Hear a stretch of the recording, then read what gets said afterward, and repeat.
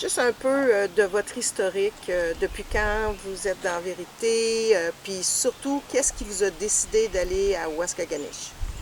Vas-y. J'ai grandi dans Vérité. J'ai laissé à 13 ans, je suis revenu à 20 ans, et là, je suis là. Fait que, quand j'ai entendu quelqu'un organiser ça, c'était Carl qui l'organisait, j'étais partant, parce que ça m'intéressait, parce j'avais fait deux autres voyages avant, là. Sept-Îles, le Nouveau-Brunswick, j'ai tellement aimé ça, fait que, ouais, ça m'intéressait, l'aventure. Ouais. Moi, j'ai été baptisée en 96, j'ai commencé à étudier en 94. Puis, qu'est-ce qui m'a encouragée à aller à Waskaganish, c'est qu'avant la pandémie, les NADO avaient organisé un voyage avec d'autres frères et sœurs à Terre-Neuve. Puis, j'avais trouvé ça tellement une bonne idée. Puis là, quand ils ont dit que c'était avec les Autochtones, bien ça, c'est venu me chercher encore plus. Là. C'est quelque chose que j'ai toujours tenu à cœur, ce peuple-là, ayant un ancêtre Ojibwe. Fait que ça m'a beaucoup stimulée. Puis, quels sont les préparatifs que vous faites pour aller là-bas? Oui, c'était de la mécanique.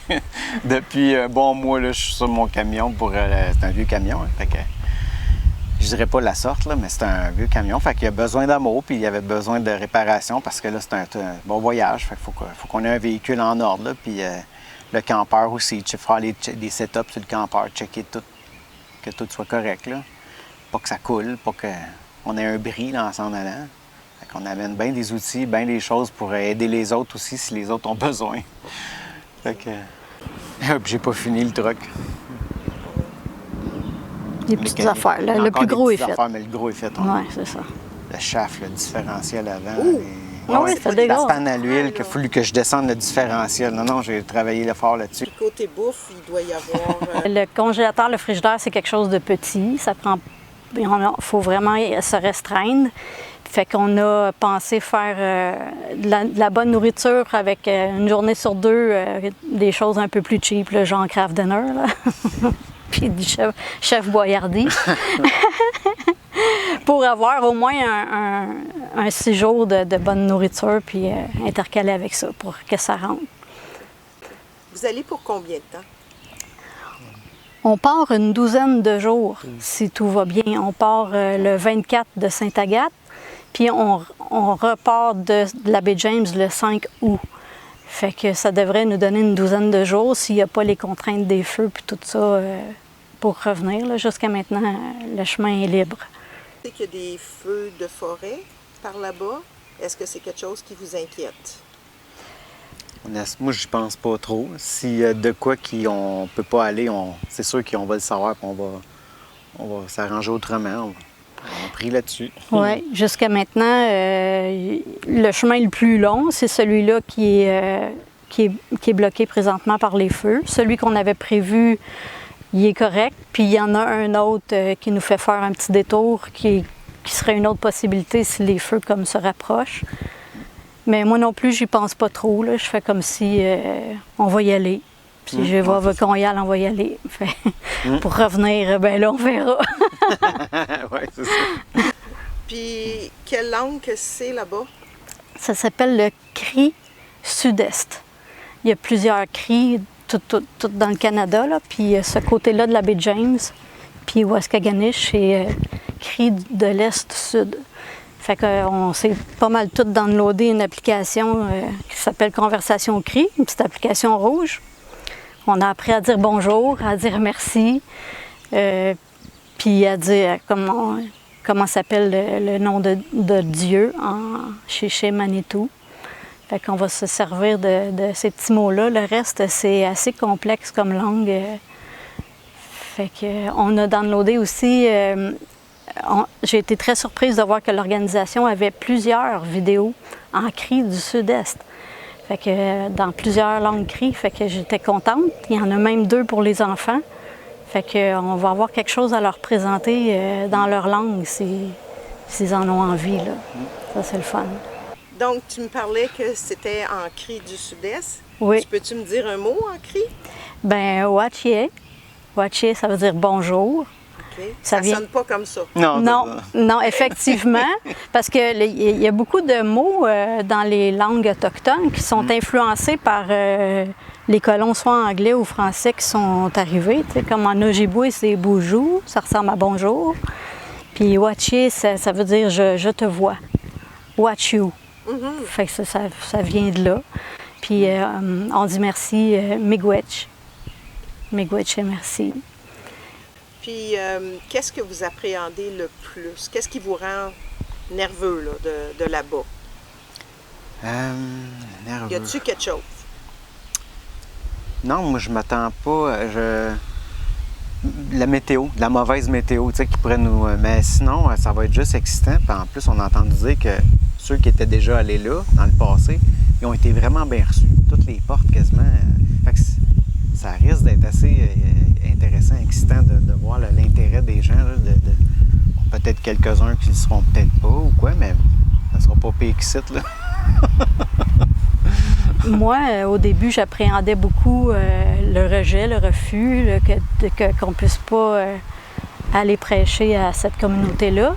Mais plus j'apprends des choses sur cette communauté-là, le fait qu'elles sont très croyants, chrétiens, par le groupe Waskaganish Community, je vois passer beaucoup de posts qui parlent, qui sont vraiment croyants, puis quand ils font des prières à Dieu, c'est des prières semblables aux nôtres. Là. Ils parlent à Dieu comme ils parlent à n'importe qui, c'est pas des prières récitées. Fait que ça m'a surpris beaucoup, fait que j'étais contente. Puis le fait de savoir qu'il y a déjà un groupe de frères et sœurs, là, plusieurs années qui sont allés puis qui ont eu beaucoup de succès, ça m'encourage aussi, fait que je suis contente jusqu'à maintenant. Puis j'ai vu la photo de la chef, Greta Wiskishan-Chechou, qui semble être, en tout cas, elle a un visage sympathique. Fait que c'est encourageant. Ça commence. Elle a l'air gentille. On verra. Je sais que vous avez des rôles particuliers en allant là-bas. Jenny, en commençant par toi, toi, c'est quoi ton rôle premier? Bien, étant donné que les Cris sont un peuple algonquin, donc matriarcal, ben j'ai été désignée parce que je parle français et anglais puis que je m'intéresse beaucoup aux Autochtones pour demander la permission à la chef Wiskishan de la permission de prêcher dans leur communauté. Fait que j'ai préparé une petite présentation, puis autant en français que je me suis traduit aussi en anglais. OK. Fait que j'ai... Donc, tu vas présenter. Oui, c'est moi qui vais présenter la demande à la chef Wiskishan de la permission de prêcher dans leur communauté. Puis la première chose qu'on va faire après ça être présenté, oui, c'est vrai, ça c'est d'autres mots qu'on a appris, tu sais, comme je suis Janie, c'est Janini. Puis je viens de Saint-Laurentide, c'est Saint-Laurentide Nuchin.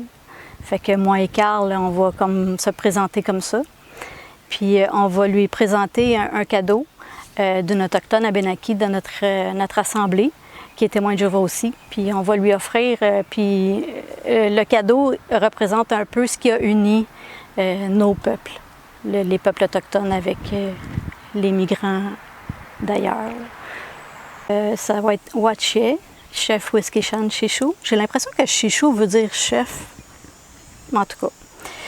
Watché, chef Wiskishan-Chechou, Janini, Saint-Laurentide Nuchin. Je vous présente Carl, qui est le capitaine de notre équipe. Il va se présenter. Nous aimerions vous offrir ce cadeau de la part de Céline qui aurait aimé nous accompagner. Céline est Abénaki et vous offre une de ses œuvres chères à son cœur, qu'elle a exposée à Odanak et à Kanawake. Elle représente un aspect de ce qui a uni nos peuples. Nous sommes 9 proclamateurs de la grande famille mondiale des témoins de Jéhovah. Nous sommes venus vous demander la permission de visiter les membres de votre communauté car nous sommes convaincus qu'avec l'aide de la parole de Dieu, la Bible, puis là on a l'intention de lui en offrir une, nous pouvons apporter de l'espoir, de l'encouragement, des conseils pour être plus heureux et plus sereins dans ce monde difficile. Nous avons suivi avec tristesse et empathie les 22 jours de recherche du petit Louis.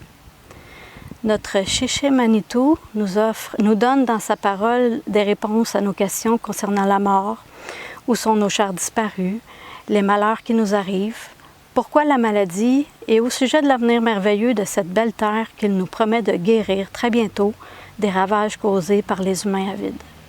C'est de tout ça que nous aimerions échanger avec votre communauté.